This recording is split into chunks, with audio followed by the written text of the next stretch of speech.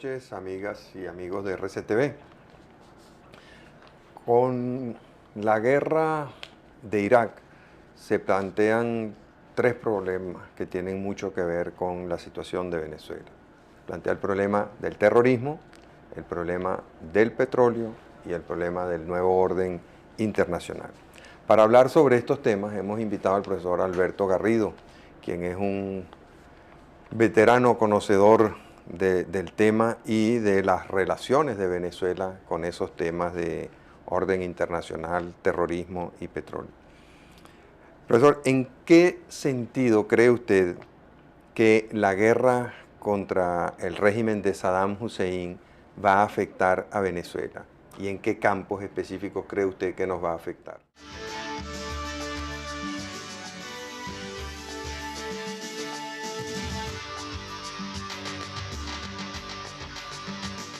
Bueno, buenas noches. En primer lugar, es una guerra global. No tiene fronteras. No respeta autodeterminación de los pueblos. Pasa por encima de las soberanías nacionales. Esta es una guerra que maneja Estados Unidos de manera unilateral. O sea, embiste, de acuerdo a lo que estima que son sus intereses, enarbolando la bandera de la legítima defensa. ¿Y la participación de países como Inglaterra y España, cómo se explica? Bueno, lo explica porque se está constituyendo un nuevo orden global, que se superpone al orden internacional que quedó de la Guerra Fría, expresado a través de las Naciones Unidas y con otros organismos satélites. Por ejemplo, qué sentido tiene hoy la OTAN, tal como fue concebida. Y además porque Estados Unidos va a dar un golpe central a el proyecto de la Unión Europea de constituirse en una alternativa de hegemonía mundial. Y dentro de ese proyecto, liderado por Francia, donde está también Alemania, y donde se había establecido con Rusia un lobby, ¿no? Sobre todo en torno a la cuestión petrolera y del gas en recursos energéticos, Estados Unidos sintió que se le iba el poder mundial de las manos y atacó en base a algo que ha venido acusando sistemáticamente, y es que existen estados considerados propiciadores del terrorismo o forajidos. ¿Cuáles son esos estados? Bueno, está Irak, Irán, Libia, Cuba, Siria, Sudán, Corea del Norte.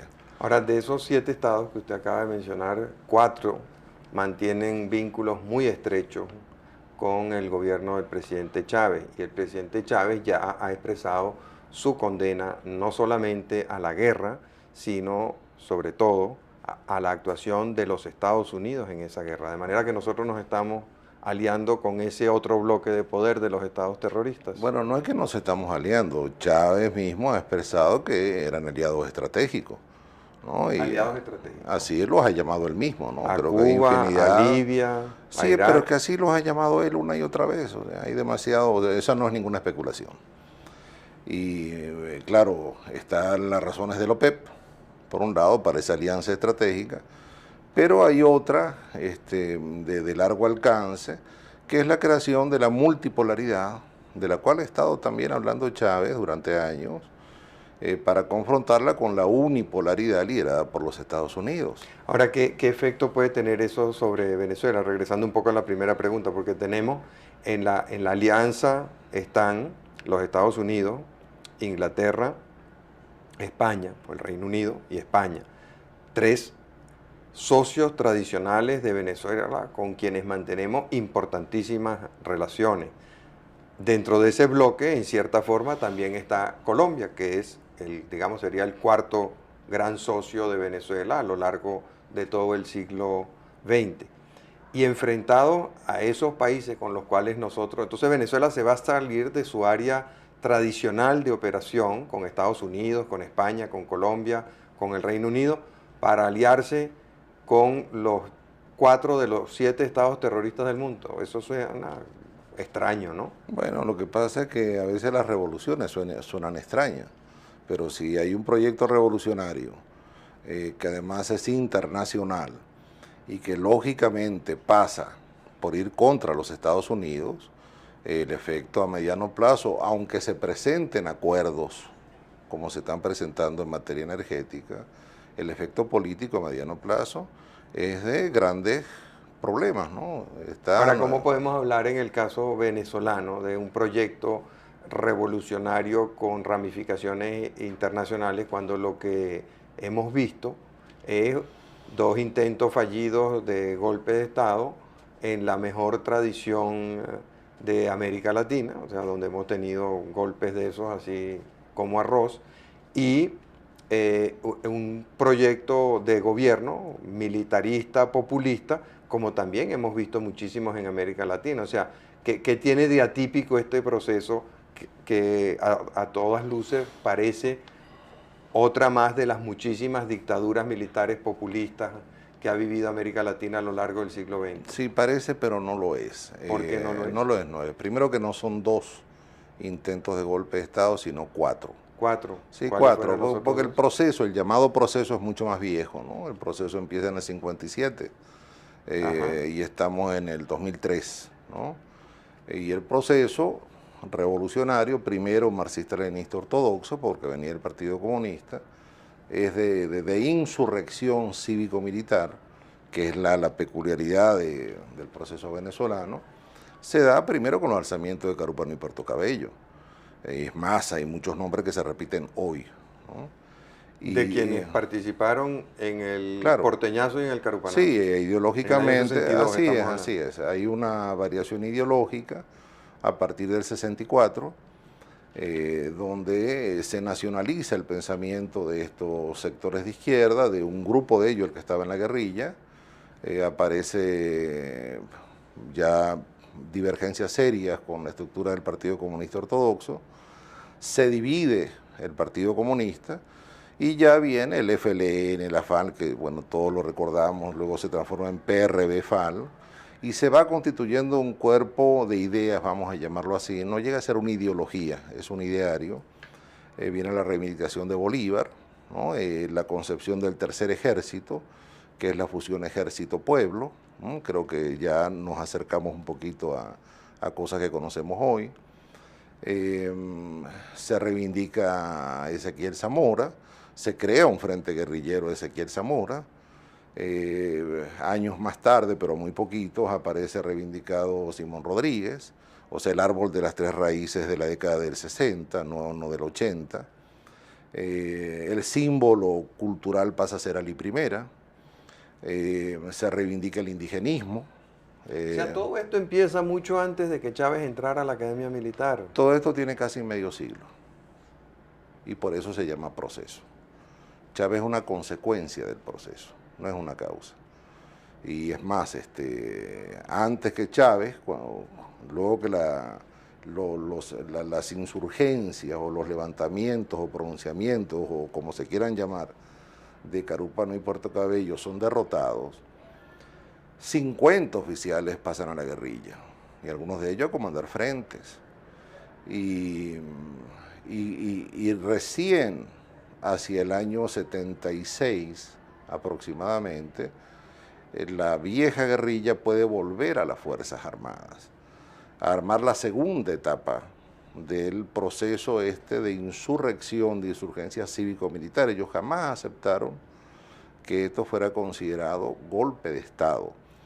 Y hay un prólogo inédito del propio Chávez a un libro del cronista de Maracay, que es Germán Botelho, que tengo entendido que no se publicó, no sé por qué razón, donde Chávez le refuta precisamente, dice: nosotros no somos golpistas, nosotros somos revolucionarios, ¿no? Porque lo que siempre ha estado planteado es una insurrección cívico-militar, ¿no? Por supuesto, la gran disyuntiva es que ¿qué hace Chávez cuando llega a la presidencia de un sistema democrático representativo que en la visión de la izquierda es la democracia de la burguesía o de la oligarquía, y paralelamente es el jefe de la revolución que debe acabar con la democracia representativa? Entonces, Chávez versus Chávez. El jefe revolucionario tiene que acabar con él y tiene que barrerlo. Y así se lo dice a Blanco Muñoz en el documento este central que habla el comandante. Primero tenemos que barrer las instituciones, ¿no? Y en ese sentido ha estado operando, ¿no? O sea, el Chávez revolucionario tiene que finalizar eliminando al Chávez presidente de la democracia representativa. Ahora, en esa lucha entre el Chávez revolucionario y el Chávez presidente de la democracia representativa, el resultado, que por lo menos el que yo veo, es que se han destruido 2 millones de puestos de trabajo, que la gente se ha empobrecido de una manera contundente, que Venezuela se ha ido aislando del mundo civilizado, desarrollado. Eso es el fruto de ese enfrentamiento. En el concepto de revolución, la destrucción es inherente. ¿Y quién saldrá triunfador? ¿Chávez revolucionario o Chávez presidente de la democracia representativa? Posiblemente una tercera fuerza, que, o sea, es la que está en camino, que es la fuerza global. Esa. O sea, Chávez se va a destruir a sí mismo en esa confrontación. No, él lo que va es eliminando a ese presidente de la democracia representativa, y lo que instala cada vez más es la imagen del jefe revolucionario, ¿no? Pero hoy no hay ningún proceso que sea excluyentemente nacional, y si algo lo está demostrando es lo que está ocurriendo en Irak. Ahora, antes de volver al tema de Irak, que es muy importante y que es por donde empezamos, escuchando esta explicación, me vienen a la mente dos reflexiones. Una, el denominador común durante estos 50, 40 y pico de años ha sido Fidel Castro. O sea, Fidel Castro fue el gran promotor de la insurrección armada en Venezuela, el promotor de la guerra civil en Venezuela en los años 60, y luego de su fracaso en la promoción de esa guerra civil y de esa insurrección armada, vemos cómo él se fue adecuando al régimen democrático venezolano. Establece una extraordinaria amistad con Carlos Andrés Pérez. Sobre todo. Tuvo relativamente buenas relaciones y magníficos embajadores en la época de Luis Herrera, por ejemplo. Tuvo una buena relación durante el gobierno del presidente Lucinchi también. Y luego regresa Carlos Andrés Pérez y uno de los invitados principales a la toma de posesión, aquella grandiosa de Pérez II, es Fidel Castro, y fue un poco la vedette de ese episodio. Entonces, ¿cuál es el papel de Fidel Castro en todo eso? Sería una pregunta que me gustaría que nos respondiera. Lo otro tiene que ver con el tema que usted señala de la internacionalización de la agenda, de que ya esto no es un problema local, sino que es un problema internacional. Y a mí me ha llamado mucho la atención que en sus últimos discursos el presidente Chávez cada vez se refiere menos a temas nacionales, al tema del desempleo. Él en sus 4 años anteriores ha propuesto como 15, 16 planes de empleo, pues ya no habla de ese tema, ya no es tan importante. El tema de la seguridad, por ejemplo, él iba a rehacer las cárceles, él iba a garantizarle a la gente una convivencia pacífica, civilizada, aquí iba a haber orden. Mucha de la gente que votó por él vio en él al teniente coronel. Después de la revolución, esa es la respuesta. Pero yo veo que cada día él va tomando más el tema internacional, y me llamó mucho la atención, y no creo que fuera un error porque no es un tonto, será un incapaz, un incompetente, pero tonto no es. Ese deseo como de enfrentarse, uno lo ve en sus escaramuzas con el presidente Uribe, con el gobierno colombiano, con el presidente Aznar y con el gobierno español, con la Organización de Estados Americanos, y ahora va más lejos. Ahora se está enfrentando ya a los Estados Unidos, al Reino Unido, al Reino de España, no solamente por la guerra, sino por sí mismo, por su acción moral, por su acción militar, por su acción política. Entonces quiere decir eso que el presidente Chávez quiere convertir el conflicto nacional en un conflicto internacional. Sí, cómo no, exactamente. Y este foro que vamos a tener dentro de unos días, este foro de apoyo a la Revolución Bolivariana, que es un foro mundial, que trae gente, alguna gente conocida, intelectuales de izquierda, políticos de izquierda, eh, va a sacar posiblemente dos pronunciamientos. Uno de respaldo al presidente Chávez y otro de rechazo a la guerra de Estados Unidos con Irak, con la condena a los Estados Unidos. Eso está ahí, lo tenemos presente. En ese momento Venezuela pasará a ser, estamos hablando de días, la palestra mundial en los medios de comunicación de la oposición a los Estados Unidos. Y el liderazgo indudable es de Chávez. Chávez desde Porto Alegre ya viene asumiendo la herencia de ser el líder mundial antiglobalización. Ahora, ha sido una típica política de militares golpistas, cuando fracasan en su gestión política, económica y social, el buscar una confrontación internacional. El primer caso que uno le viene a la mente, por supuesto, es el del general Galtieri y sus compañeros de junta. ¿Esto es algo parecido o esto es algo...? No, esto, o sea, primero que no tuvo nada que ver con lo que fue el 4 de febrero, ni el 27 de noviembre. Al revés, el 4 de febrero lo que estaba planteado era instalar un gobierno revolucionario, más bien de carácter ético. Eso era lo que conocían la mayoría de los comandantes, por eso muchos de ellos dicen hoy, yo no sabía, ¿no? No tener confrontación con Estados Unidos. Sí había mucho resquemor de una posible confrontación con Colombia. Y de ahí que el comandante Arias me señala en ese libro que publicamos, que algunos ex militantes del Partido de la Revolución Venezolana habían tomado contacto con sectores de la guerrilla colombiana para que establecieran una especie de muro de contención por si quería entrar Colombia a resolver sus viejos problemas limítrofes con Venezuela, utilizando alguna decisión de la OEA.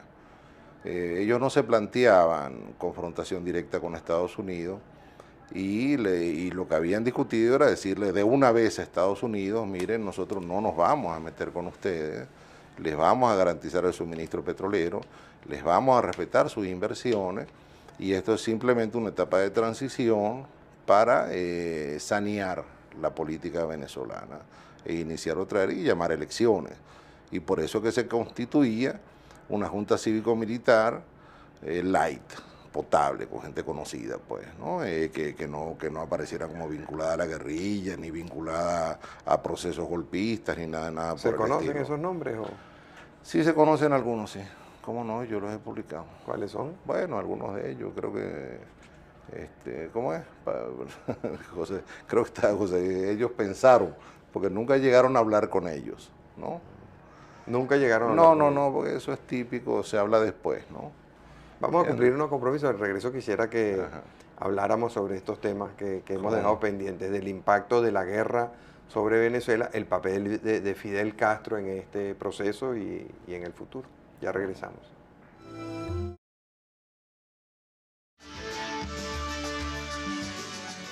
Continuando con nuestra entrevista con el profesor Alberto Garrido, yo quisiera retomar el inicio de la conversación. ¿Qué impacto va a tener esta guerra? Esto también es un proceso, siento yo, que se está iniciando con la invasión a Irak por parte de Estados Unidos y el Reino Unido sobre Venezuela en materia de terrorismo, materia de petróleo y en materia de nuevo orden internacional, porque lo que he oído creo que nos afecta mucho. Claro, primero, ¿no? Se está constituyendo este orden global, un nuevo orden global, todavía no definido. Posiblemente haya una renegociación con los principales actores de las Naciones Unidas y tal vez el nuevo orden ni siquiera cambie de nombre, sino que cambie sus estructuras, sus objetivos, ¿no? Y haya posiciones más firmes con algunos de esos estados incómodos.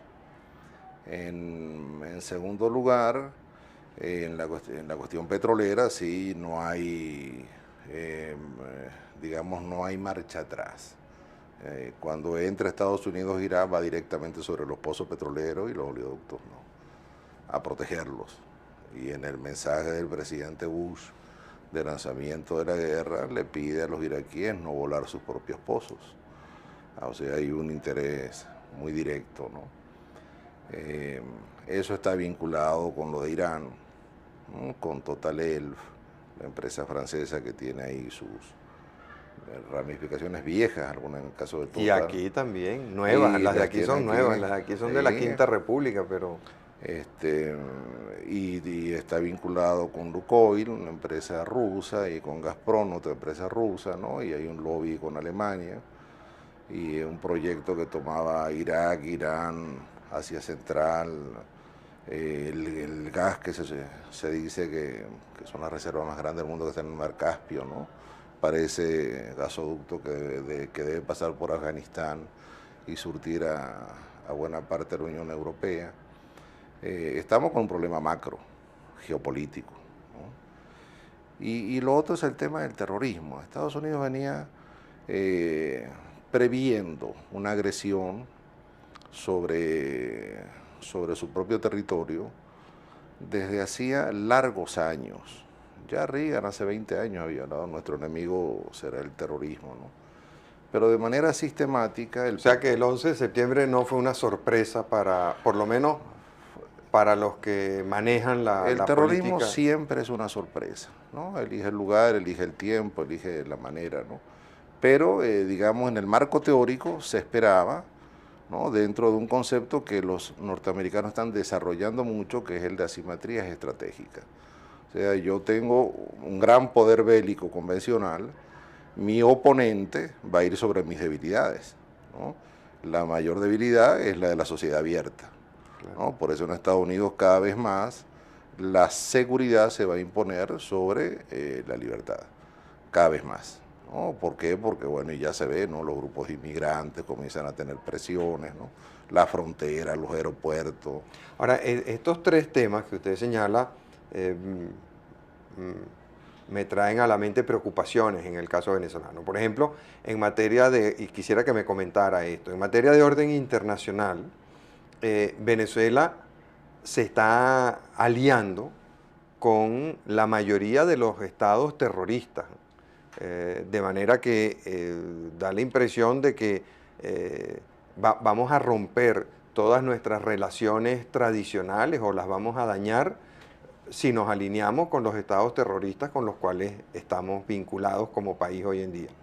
En materia petrolera, tradicionalmente fuimos el proveedor de petróleo más confiable de los Estados Unidos, también de Europa, pero fundamentalmente de los Estados Unidos. En este momento tenemos una industria petrolera muy inoperante que va a necesitar una recomposición, o sea, al haber despedido a más de 17.000 trabajadores con una experiencia de más de 250.000 años, PDVSA o PPTESA ya no está en capacidad de operar la industria petrolera venezolana. De manera que vamos a ver durante una de esas contradicciones a las que el presidente Chávez nos tiene acostumbrados, vamos a ver un proceso de privatización de PDVSA, en donde PDVSA va a tener que buscar a empresas, pueden ser como Total Elf, o pueden ser como Chevron Texaco, como ExxonMobil, o como Lukoil, para que le operen el negocio petrolero. Ya lo está haciendo. Ya lo está haciendo. Gas también.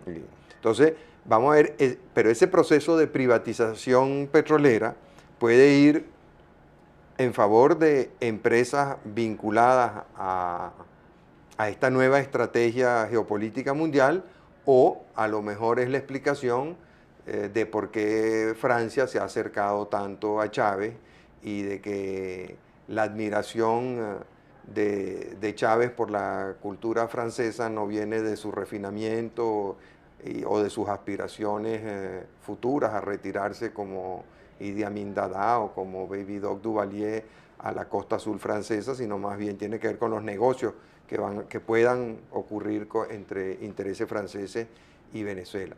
Y en materia de terrorismo, me preocupa mucho que habiendo condenado expresamente tanto los Estados Unidos como Colombia y ya una cantidad de cuerpos internacionales también a la guerrilla colombiana como organización terrorista, Venezuela, o mejor dicho, el gobierno del presidente Chávez, rehúye esa definición y por nada del mundo quiere reconocer que la FARC o el ELN son organizaciones terroristas. Es que no la rehuye, la rechaza. Es algo mucho más contundente y tiene una explicación ideológica. Ahora, ¿cómo puede Venezuela vivir en el siglo XXI, un país democrático, con una sociedad abierta, si estamos enfrentando no solamente de palabra, sino ya con hechos concretos a nuestros principales socios y aliados comerciales y políticos a lo largo de este último siglo de historia venezolana? O sea, ¿cómo puede Venezuela sobrevivir como Cuba? Si esta confrontación sigue desarrollándose tal como va, porque las cosas cambian todos los días, es imposible que Chávez se sostenga en el poder. O sea, como jefe de Estado, esta política no puede desarrollarse en el marco de una guerra global, porque no hay capacidad bélica de confrontación, ¿no? Es más, la confrontación posible, porque son las hipótesis de guerra tradicionales, que es con Colombia, hoy ya no puede plantearse como se planteaba 10 años atrás. ¿Por qué? Porque los militares venezolanos están vendiendo papas en los mercados. No, porque la globalización militar, que además dirige Estados Unidos y que tiene una expresión verdaderamente aplastante en el continente americano, tiene un eje político-militar que lo constituyen Estados Unidos con Colombia. Y por eso no es una casualidad que cuando declara Uribe, declara el jefe del Comando Sur, Gil, ¿no? Ni tampoco es una casualidad que se trate hace unos días, el 27 de febrero, en el Congreso de Estados Unidos, la situación del hemisferio y en el caso específico de Venezuela, se diga que está desestabilizando la región. Y paralelamente Gil declara en Ecuador, el jefe del Comando Sur, que él piensa que va a haber que llevar el Plan Colombia plan andino. Y eso viene por la vía de Colombia. Y Colombia hoy es el tercer país receptor de armas de Estados Unidos después de Israel y de Egipto. Entonces no es lo mismo aquella Colombia del Caldas, ¿no?, con Estados Unidos de árbitro, que esta Colombia conformando un eje político-militar con Estados Unidos en torno a elementos centrales. O sea que la situación es doblemente comprometida. Y si no se maneja con mucha cabeza fría, con mucha racionalidad y con una concepción muy clara del interés nacional, nos puede llevar a la desintegración nacional, ¿no? En aras, bueno, decir, mira, nosotros fuimos revolucionarios hasta el último día, ¿no? Lo que pasa es que ahora tenemos una fuerza de ocupación, que es el caso de Irak, ¿no? ¿Qué es lo que va a quedar de esto? Más allá de lo que muestra la televisión, que es el conflicto de posiciones o el conflicto convencional. Van a quedar las bases de Estados Unidos y van a quedar los pozos petroleros, ¿no? Con Estados Unidos ahí al lado, ¿no? Más o menos dirigiendo qué hacer en los negocios, ¿no? Y renegociando con Francia, o con Alemania, o con Rusia, ¿no?, el petróleo iraquí. Y eso va a tener un efecto demoledor sobre la OPEP, paralelamente, ¿no? Entonces creo que se está jugando con candela. Ahora, eso explica entonces el porqué de la creación de la Fuerza Guerrillera Bolivariana o chavista o como se quiera llamar. La FBL, bueno, yo no sé si se crea porque Chávez la cree, cosa que no, que lo dudo personalmente, ¿no? Sino ahí sí opera lo que se llama el proceso revolucionario. Los grupos revolucionarios dicen, bueno, este es un momento histórico donde podemos instalarnos, desarrollarnos, ¿no?, y lo hacen, ¿no? Y dentro de un concepto de revolución... Pero no es como contradictorio que el gobierno permita la creación de una guerrilla. No lo es. Dentro de un concepto de revolución cívico-militar armada, como lo ha dicho el presidente, ¿no?, entonces eso es un espacio absolutamente natural. Lo sería contradictorio en el marco de un esquema de democracia representativa. Sí, bueno, pero ya no eres tú el jefe del Estado, pues, ¿no? Entonces, ¿para qué necesitas una fuerza de este tipo, ¿no? Bueno, el problema es que aquí está planteado Y Chávez lo tiene claro, ¿no? Que él puede salir en cualquier momento del poder, y entonces queda la fase siguiente de este proceso, que sería una fase que pudiéramos llamar de insurgencia, de resistencia o de guerrilla rural, urbana, como sea. No, mira, eso es una cosa que está ahí con puntos suspensivos. ¿Y las Fuerzas Armadas qué? Bueno, hay que preguntarle a ellos. ¿Qué porvenir anticipa usted? Nosotros tenemos dos Fuerzas Armadas en una. Ajá. Yo no conozco lo que pasa al interior de las Fuerzas Armadas. Es más, creo que muchos de los que están en la Fuerza Armada no conocen lo que pasa en la Fuerza Armada. Se habla demasiado y se conoce muy poco, ¿no?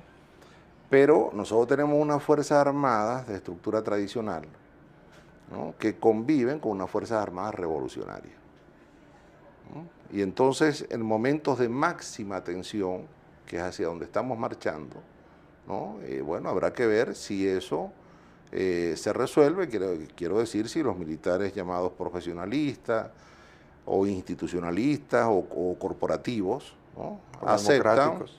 aceptan, ¿no? Por la vía de la obediencia debida, ¿no? Que su jefe es Chávez, líder de la revolución, no de la democracia representativa. Esa contradicción generada por este elemento tan original de llegar a instalar una revolución por la vía electoral tiende a resolverse aceleradamente. ¿Qué quiere decir eso? Bueno, que tenemos la presión de una guerra global que ha enfocado a Venezuela, que está acusando al gobierno venezolano de ser Estado permisivo, no propiciador, sino permisivo con grupos terroristas que no se acepta que sean tal. Se le está diciendo que además puede haber grupos terroristas. Yo siempre aclaro que la definición de terrorismo en este caso la pone Estados Unidos, ¿no? Los grupos árabes. Y se dice lo de la isla de Margarita, se mencionan solo dos lugares de América, la triple frontera en el sur y la isla de Margarita específicamente. Aparece el nuevo caso de este venezolano retenido en Londres, ¿no? Que es muy delicado, porque bueno, hay una granada que vuela de por medio, ¿no? que supuestamente sale de Caracas. Entonces hay una atención puesta y hay una convención interamericana contra el terrorismo firmada en junio del 2002, también respaldada por Venezuela, y que obliga a combatir el terrorismo. Por eso es que yo no acepto que se diga, dice el gobierno, que esas son fuerzas terroristas, son revolucionarias, pero hay un elemento más. Si yo condeno como terrorista a la guerrilla y yo digo que no es terrorista sino revolucionaria, resulta que yo tengo una revolución en marcha. Si yo digo que la revolución que lleva a la guerrilla al combate es como mi revolución, pero ese es terrorista, yo me estoy calificando también a futuro de terrorista. O sea, el día que yo consolide, que es la palabra que se utiliza, la revolución, entonces yo mismo he dicho, no, bueno, yo lo que he consolidado es un gobierno terrorista. Entonces no, eso no se va a aceptar. En la medida en que no se acepte, el punto de tensión es mayor. Y en ese momento las Fuerzas Armadas tendrán que decidir, ¿no? Esa es una corporación con mucho espíritu de cuerpo, lo tenía, ¿no? Y tendrá una prueba, decir, bueno, mira, vamos a hacer una Fuerza Armada revolucionaria, ¿no? Y asumirlo como tal, ¿no? O decir, vamos a hacer una fuerza institucionalista y democrática, representativa, ¿no? Y asumirlo como tal. Vamos a cumplir unos compromisos. Al regreso quisiera volver sobre estos temas y sobre todo sobre su pronóstico, porque estamos viendo una situación crítica en donde el país va a tener que decidir si quiere ser revolucionario o si quiere ser democrático, si quiere mantener sus vínculos tradicionales con el mundo occidental y particularmente con los Estados Unidos, con Colombia, con España, con el Reino Unido, o si quiere desarrollar esta nueva relación con los estados revolucionarios terroristas como Libia, Irak, Cuba, etcétera. Tenemos además un dilema para las Fuerzas Armadas que van a tener que escoger si quieren ser seguir siendo democráticas, pluralistas, institucionales, o si quieren ser revolucionarias. O sea, son como muchos dilemas, todos que pueden estallar todos, si no simultáneamente, pues en periodos cercanos. Y luego, ¿qué piensan los demás de eso? O sea, ¿están dispuestos los socios tradicionales de Venezuela a permitir eso? ¿Están dispuestos los aliados tradicionales de Venezuela a permitir esto? Entonces vamos a cumplir unos compromisos. En regreso quisiera que nos hablara un poco del futuro en esta materia. Ya regresamos.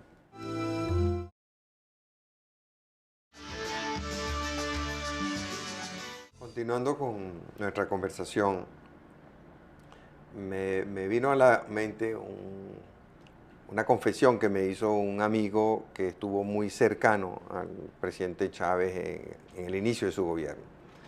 Yo le preguntaba que en qué momento se había desencantado él del presidente Chávez.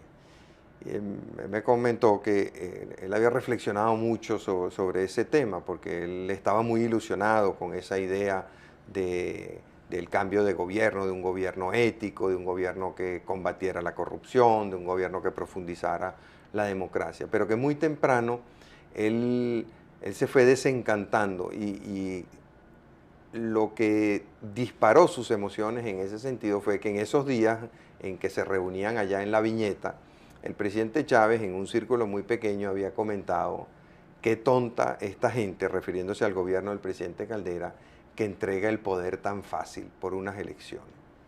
Como todos los participantes en el proceso venezolano, tanto nacionales como internacionales, coinciden en señalar que la salida debe ser democrática, pacífica, constitucional y electoral. Yo me pregunto, y usted nos plantea todas estas dificultades para Venezuela interna y externamente, ¿qué nos espera? O sea, si el presidente Chávez piensa que qué tonto es el que entrega el poder en unas elecciones y la única salida que está planteada en este momento es la salida electoral, ¿qué nos espera? Perfecto. Lo primero que hay que aceptar, aunque no guste, es que la naturaleza del proceso es revolucionaria. En 1997 posiblemente esté la clave de lo que usted me está preguntando. Chávez llega a la conclusión, él era abstencionista, de que le será muy difícil llegar al poder en las condiciones que tenía en ese momento. Y se realiza una asamblea del MBR 200, muy discutida, porque hay posiciones encontradas y grupos con mucha paridad de fuerzas, en la cual se resuelve ir a elecciones. Pero ir a elecciones con toda la desconfianza, porque vamos a competir en el campo del enemigo, del adversario.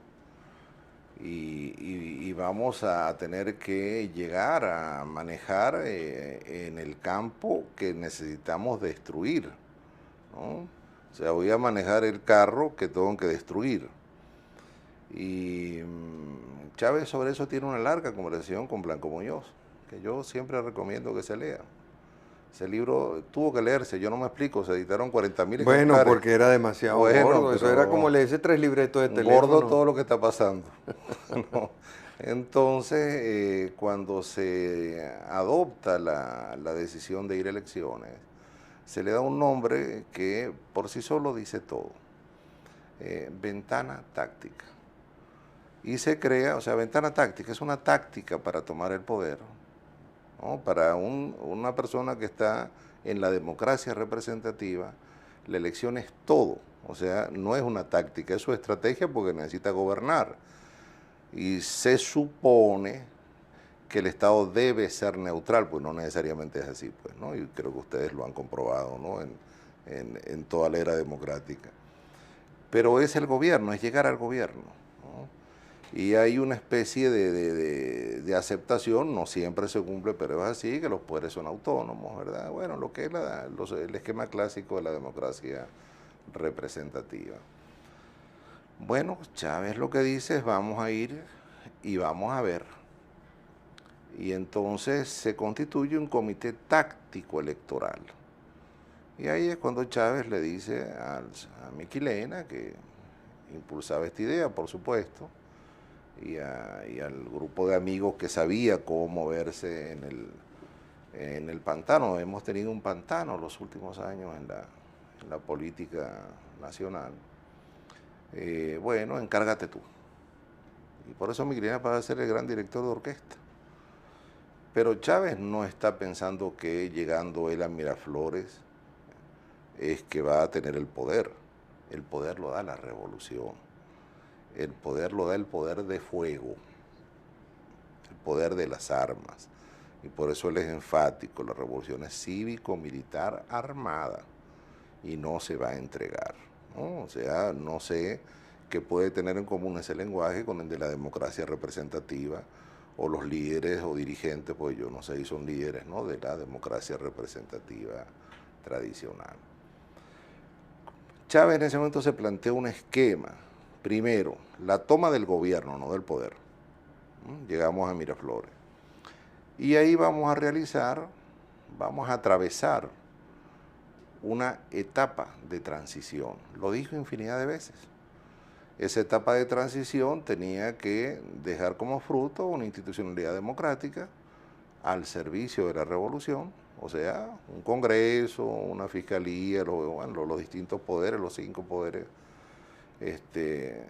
que para el mundo y también para la parte del país que lo interpretó así, significaba que Chávez se había convertido en un demócrata representativo, aunque él advertía que él creía en la democracia participativa, que para la nueva izquierda se traduce como nuevo socialismo, o socialismo del siglo XXI, que debe reemplazar al socialismo real que fracasó, y que tiene como uno de sus, digamos, ideólogos a Heinz Dieterich, ¿no?, una persona muy vinculada a la revolución bolivariana, que tiene también un libro que se llama El socialismo del siglo XXI, y uno de esos capítulos es sobre la democracia participativa, y ha sido, tiene una reproducción de la alcaldía, ¿cómo es?, de Caracas,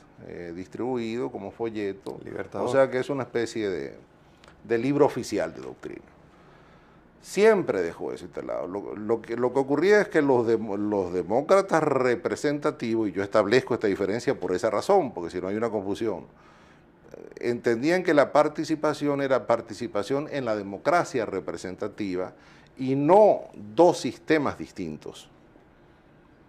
Uno, la democracia representativa, y el otro, el nuevo socialismo. Porque si la no, revolución. Porque se hace por la vía de la revolución. Y entonces así se entiende de manera un poquito más sencilla, ¿no?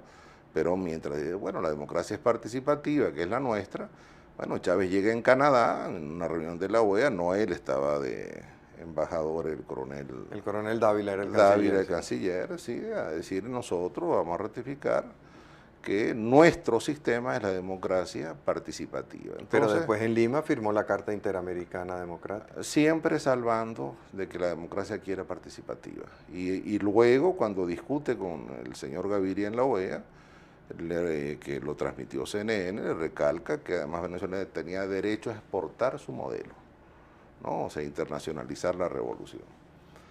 Bueno, esa etapa de transición estaba prevista para 2 años, donde ya se decía, tengo las instituciones y tengo la Constitución, ¿no?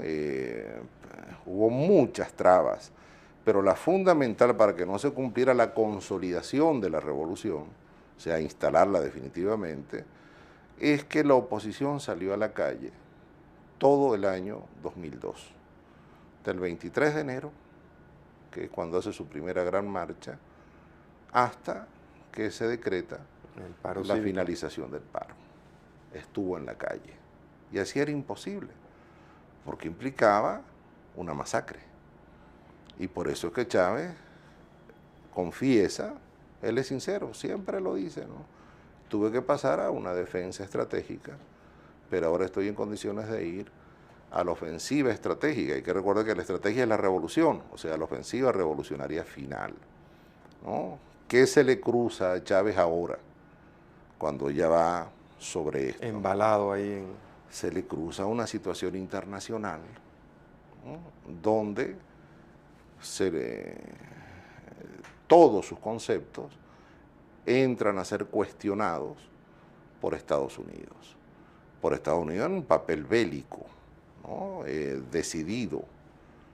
Me atrevo a decir que de manera impresionante, ¿no?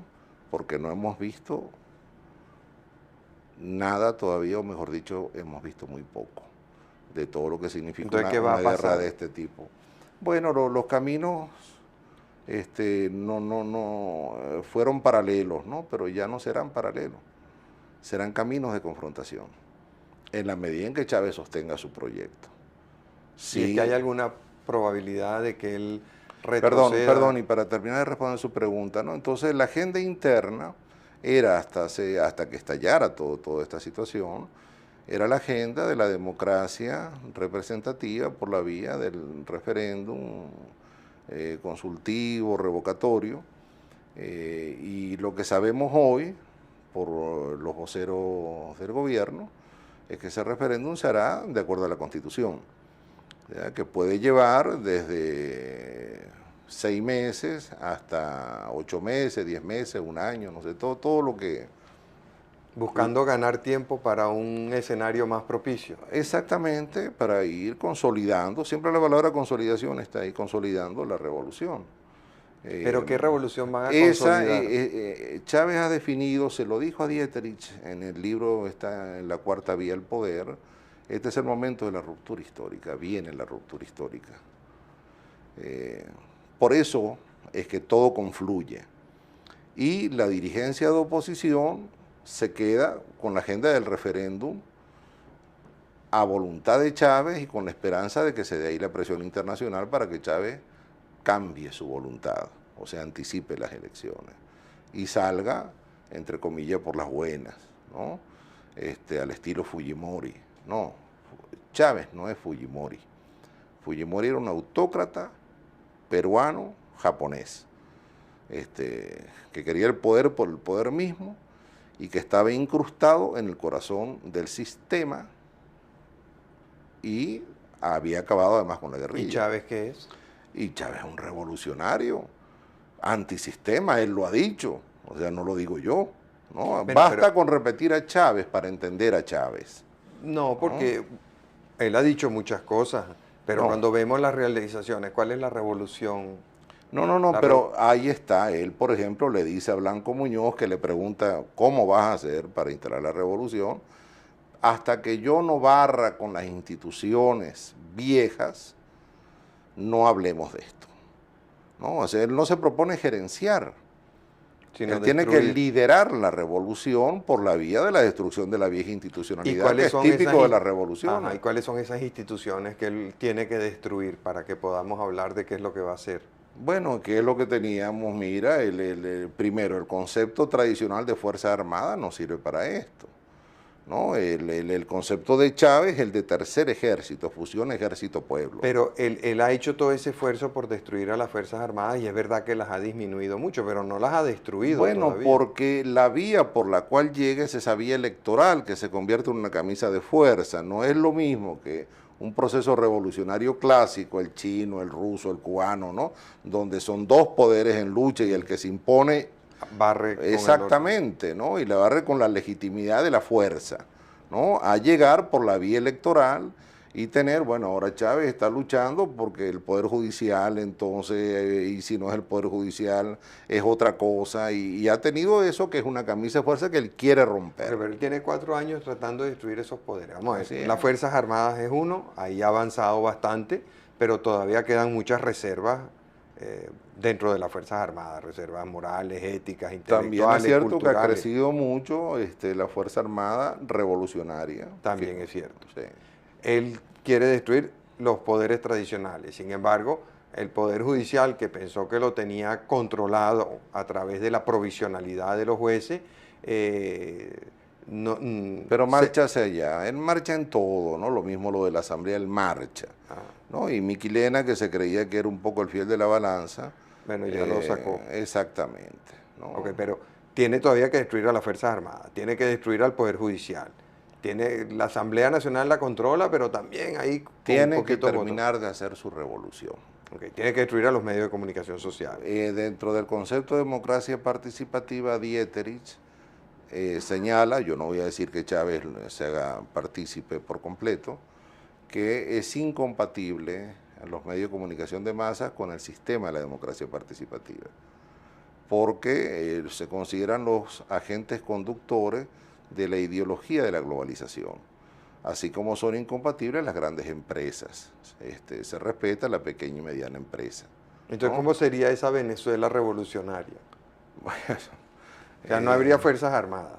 No, habría lo que llaman el tercer ejército, el ejército liberador, el ejército de Bolívar, la fusión ejército-pueblo, cosa que Chávez ha repetido una y otra vez, ¿no? Lo nuestro es una unión cívico-militar armada, ¿no? Entonces, no lo llamarán tercer ejército. El primer ejército era el establecimiento, el segundo la guerrilla, el tercero la fusión, ¿no? Claro, en este caso no será así, se habla simplemente de fusión cívico-militar armada, ¿no? No sé qué nombre le irán a poner. Okay, no habrá empresas grandes, no habrá medios de comunicación social, no habrá poder judicial independiente. No puede haber poderes dentro de un régimen revolucionario que es hegemónico, pues todos son hegemónicos. Sí. Entonces él lo que busca es ese control absoluto, o sea, la hegemonía. No puede haber poderes, y eso es lo que explica la contratación con las grandes empresas internacionales, ¿no? Que también lo hace Cuba, por ejemplo. Sí. ¿No? Porque si él permite el desarrollo del capital nacional, está permitiendo fuentes alternativas de poder. Eso tiene que ser destruido.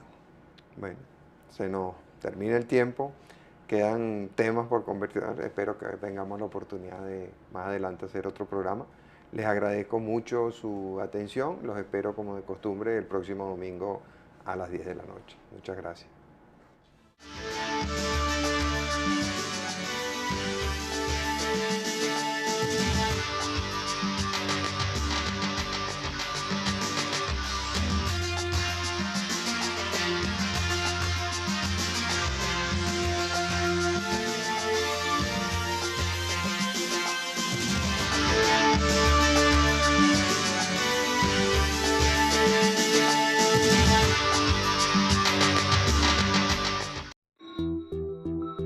Buenas noches, amigas y amigos de RCTV. Con la guerra de Irak se plantean tres problemas que tienen mucho que ver con la situación de Venezuela. Plantea el problema del terrorismo, el problema del petróleo y el problema del nuevo orden internacional. Para hablar sobre estos temas hemos invitado al profesor Alberto Garrido, quien es un veterano conocedor del tema y de las relaciones de Venezuela con esos temas de orden internacional, terrorismo y petróleo. Profesor, ¿en qué sentido cree usted que la guerra contra el régimen de Saddam Hussein va a afectar a Venezuela? ¿Y en qué campos específicos cree usted que nos va a afectar?